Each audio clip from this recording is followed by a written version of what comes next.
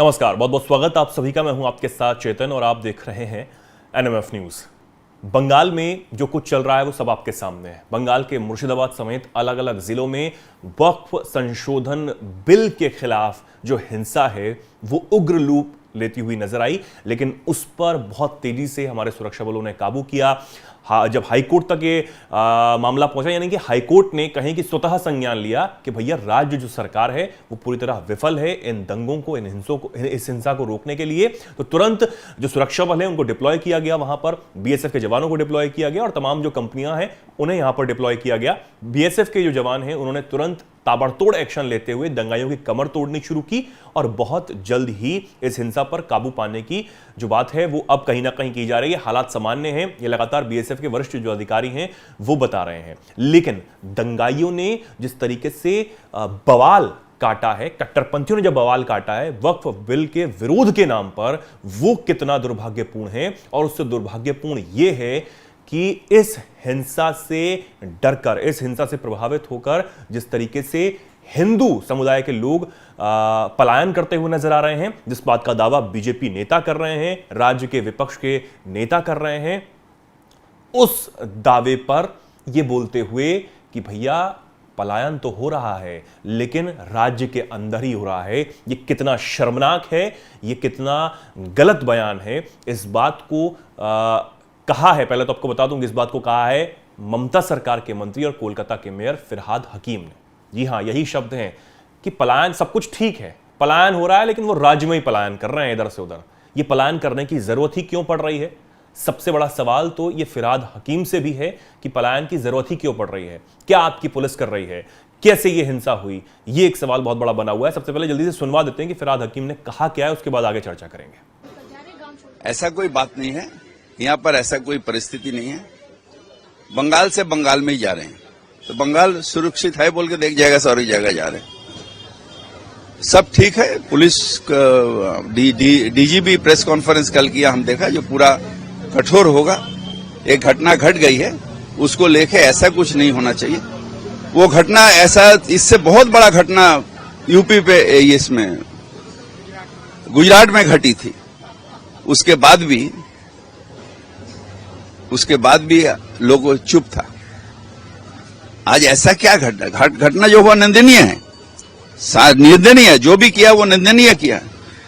इसका पीछे कौन है ये निकालना पुलिस के काम है और निकालेगा, मेरा विश्वास है। मगर ये घटना नहीं चाहिए था ये, क्योंकि ये बंगाल की पवित्र भूमि है। कानून बन चुका है, उसके खिलाफ प्रदर्शन हो रहा है, क्या होना चाहिए? ये खिलाफ करना, यहाँ तो मुख्यमंत्री ममता बनर्जी बोला जो यहाँ पर हम कानून लागू नहीं होगा, क्योंकि यहाँ पर कोई परिस्थिति नहीं है जो डीएम लोग ये करेगा। मगर जहाँ पर ये होगा वहां पर चुप क्यों है? इतना बड़ा सब नेता, इतना बड़ा नेता, जाओ दिल्ली में जहां पर हुआ है ये, वहां पर अपना प्रदर्शन करो, यहां पर क्यों?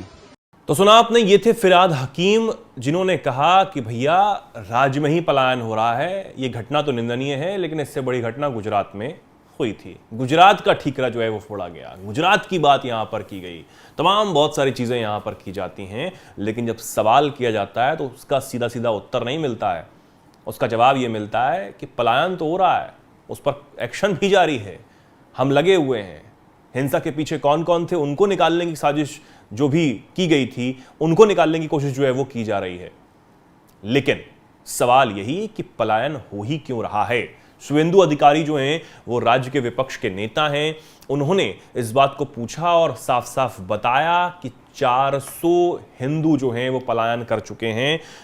बहुत ज़्यादा जो स्थिति है वो कहीं ना कहीं खराब होती हुई नजर आ रही है, इस बात को उन्होंने कहा। साथ ही आपको बता दें कि हाईकोर्ट ने जिस तरीके से सवाल खड़े किए थे राज्य सरकार पर, राज्य विधानसभा में विपक्ष के जो नेता हैं शुभेंदु अधिकारी, उन्होंने आरोप लगाया कि टीएमसी की तुष्टीकरण की राजनीति ने कट्टरपंथ को लगातार बढ़ावा देने का काम किया है। उन्होंने कहा कि मुर्शिदाबाद के धुलियान इलाके में 400 से ज्यादा हिंदुओं जो हैं वो हिंसा के डर से पलायन करने पर मजबूर हुए हैं और लोग गंगा पार कर मालदा के गांवों में शरण लेने को मजबूर हो रहे हैं।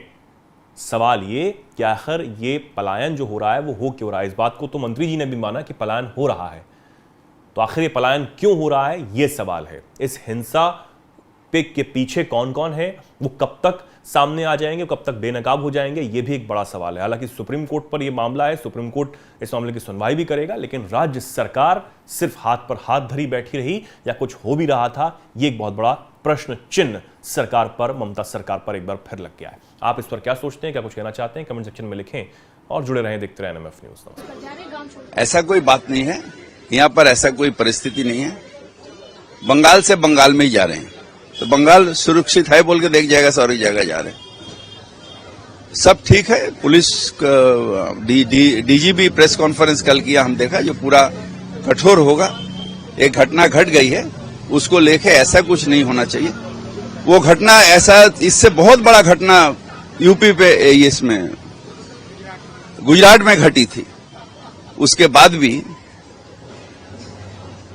भी लोग चुप था।